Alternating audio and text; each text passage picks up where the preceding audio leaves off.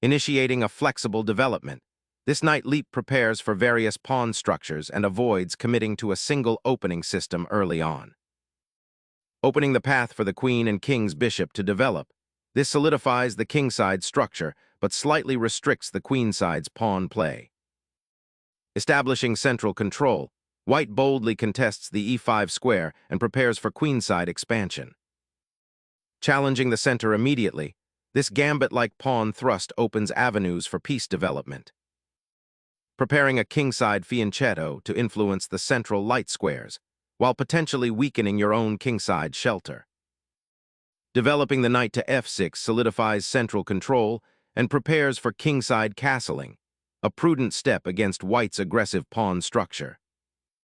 Developing the bishop to the long diagonal targets black's center and prepares castling, creating a harmonious formation.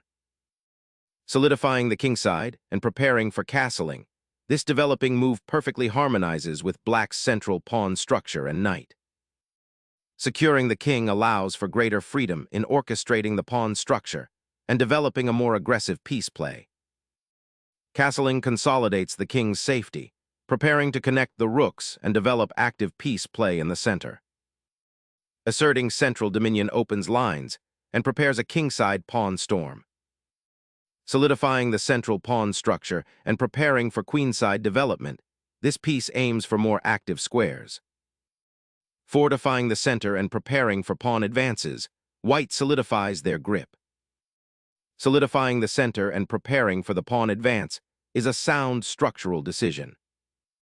Unveiling the queen to solidify kingside control, this aims to prepare e4 while keeping a watchful eye on the queenside. Preparing to fianchetto the queen's bishop, this maneuver subtly pressures white's central pawn structure while reinforcing black's queenside. Securing the queenside structure, this solidifies your pawn chain and prepares for queenside expansion. Developing the bishop to the long diagonal creates active pressure against white's center and prepares for future central pawn breaks.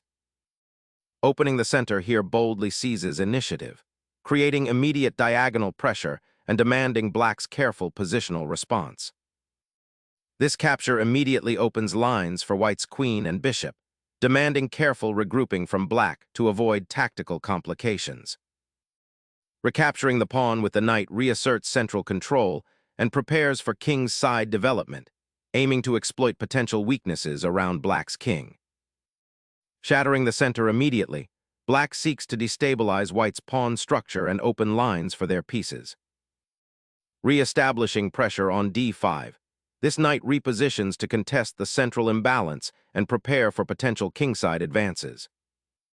Shattering the central pawn chain opens lines for both sides. Black must now carefully manage the resulting pawn structure and potential piece activity. Recapturing the pawn immediately opens the queen for action, eyeing potential weak squares in black's camp while preparing to contest the central files. The knight hops to the edge, rerouting for a central punch or perhaps a kingside raid.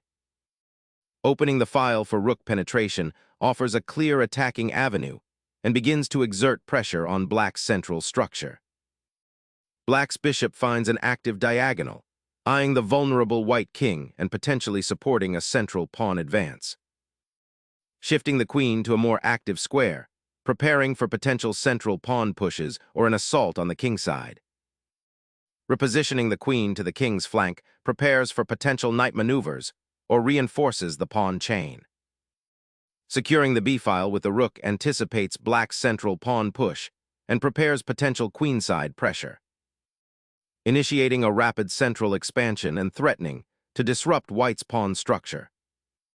The bishop now actively contests the light squares and prepares to challenge black's central control, potentially opening lines for further attack.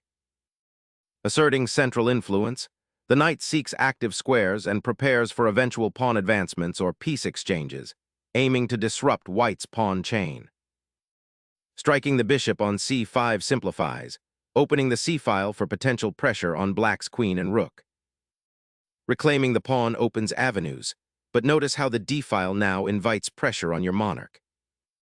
Recapturing the pawn opens a critical diagonal, putting immense pressure on black's queenside. Exposing the king's shelter with this piece exchange opens a critical diagonal for your queen. Recapturing the bishop opens a diagonal for your queen, potentially eyeing weak squares. Unleashing a spirited counterattack, the queen aims to reclaim central influence and disrupt white's piece arrangement. Initiating an assault on the kingside, white hopes to exploit the exposed black king and open lines for attack. A bold pawn push, weakening the kingside considerably while attempting to gain central space and disrupt white's knight. Unleashing a queen sacrifice to shatter black's pawn structure and exploit the exposed king. Unveiling the d-file, black aims to activate their rook and challenge white's central control, potentially creating battery opportunities. Disrupting black's piece harmony, this queen advance boldly challenges central control. Sacrificing material for an open king and a weakened pawn structure is a dangerous gamble that could lead to swift retribution. Unveiling threats on the kingside, this maneuver aims to exploit black's exposed monarch while consolidating white's queenside advantage. Opening the kingside dramatically, this bold pawn push forces a reckoning with the exposed white monarch. Resuming the kingside pawn structure opens a path for your rook and clarifies the central tension. Reclaiming the initiative, this queen maneuver aims to disrupt white's central pawn structure and reignite attacking chances.